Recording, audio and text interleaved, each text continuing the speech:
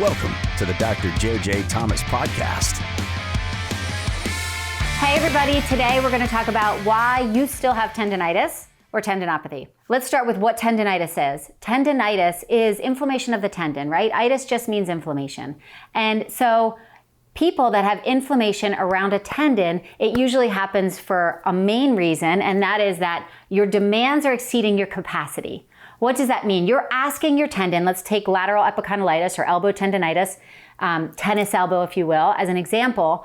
You're demanding more of those tendons than your body is able to keep up with. A lot of times this comes from high volume training or what people would call overuse syndrome. What we're going to talk about today is that there are a multitude of factors that will contribute to tendinitis or tendinopathy, one of which is a mechanical breakdown. So yes, your muscles of your wrist extensors, we'll go back to that tennis elbow example, your muscles of your wrist extensors attach up here on the lateral epicondyle, and when they get overtaxed, they start to tug on that bony, that outer layering of bone, the periosteum, which will create this inflammation, this chronic inflammation. However, what we must consider if we're really going to get you better faster is that there are other contributing factors.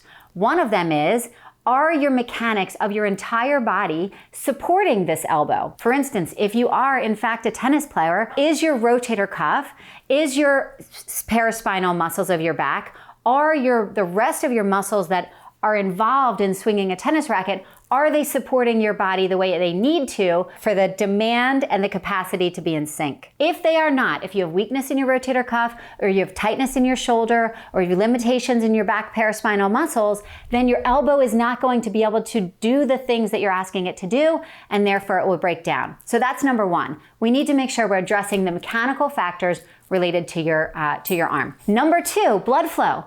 Tendons, as we've talked about frequently on our show, tendons and every other structure in your body requires cellular repair and healing every day. Billions of cells are changed over, turned over, and repaired every day. However, they can only be repaired if they have blood flow. So if your tendon is not getting blood flow for any reason, and there are a multitude of reasons we're going to go through real quick, then you're not going to be able to heal that tendon. What things affect blood flow?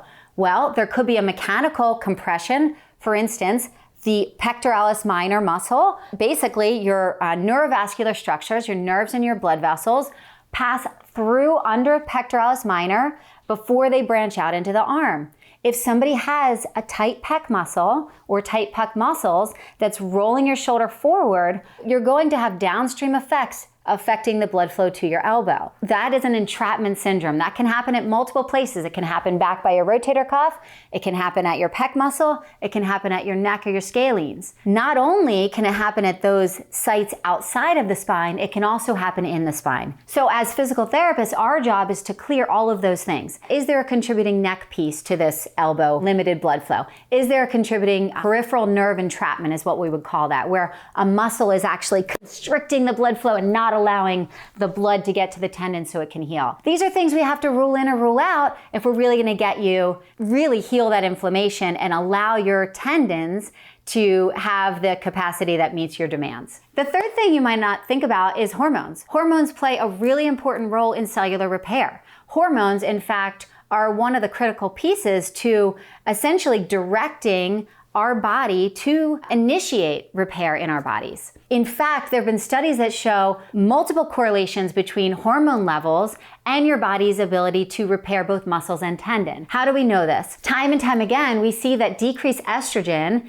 is also correlated with decreased collagen turnover, so that cellular repair turnover that we talked about, and actually a decrease in tendon elasticity. Those of you who are suffering from chronic Achilles tendinopathy know exactly what I'm talking about. Those tendons are not elastic. In a tendon, like an Achilles tendon, we need that elasticity for the capacity to meet the demands. If you have hormonal levels that are not normal, are not what they need to be efficient for your body's capacity and demands to be in sync, then that tendon is going to break down. And it won't matter how much you exercise that tendon. It won't matter how much I rub that tendon for you. It won't matter if I do dry needling underneath that tendon. You're not going to have the capacity to initiate that cellular repair. And that brings us to the fourth thing that you may not think about related to your tendinitis, and that is, do you have the building blocks to repair the tendon? By building blocks, what I want to talk about is protein. And it's not just protein, but amino acids. So now we know how important protein and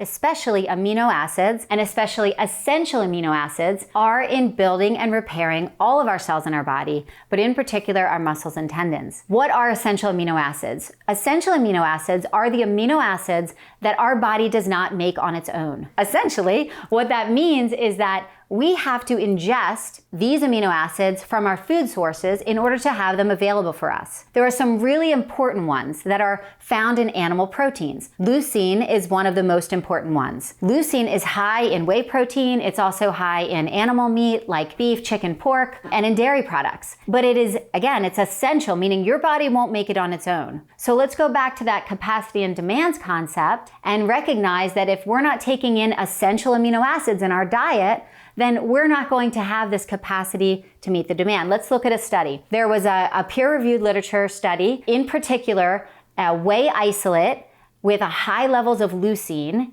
and they had a control group versus the group that had took in high levels of leucine with a whey isolate for 12 weeks. And what they found was a direct correlation between increased cross-sectional area of the quadricep muscles and the patellar tendon in both of those groups. Now, both of those groups were training those quadricep muscles equally, but only the one group had the whey protein isolate high in leucine, and there was a significant difference in cross-sectional area of the tendon and muscle.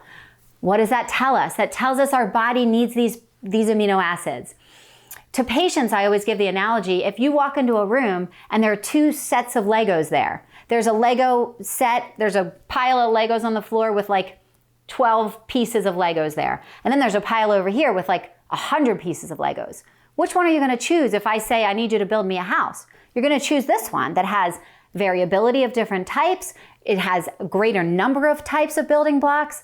This is our diet. We have to have a diet that's rich in protein, that has animal protein, or at least enough amino acids that we'll get that are typically found in animal-based protein.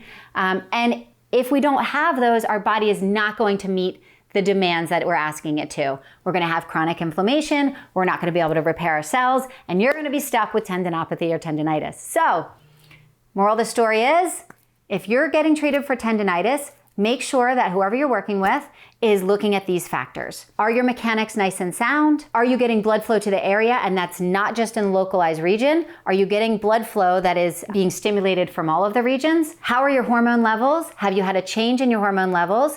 And could that be a potential underlying factor in your tendinitis? And lastly, what does your diet look like? Does your diet have the building blocks it needs to repair itself every day so that your body's capacity can meet its demands? That's it for today. Let me know if you guys have any questions related to this.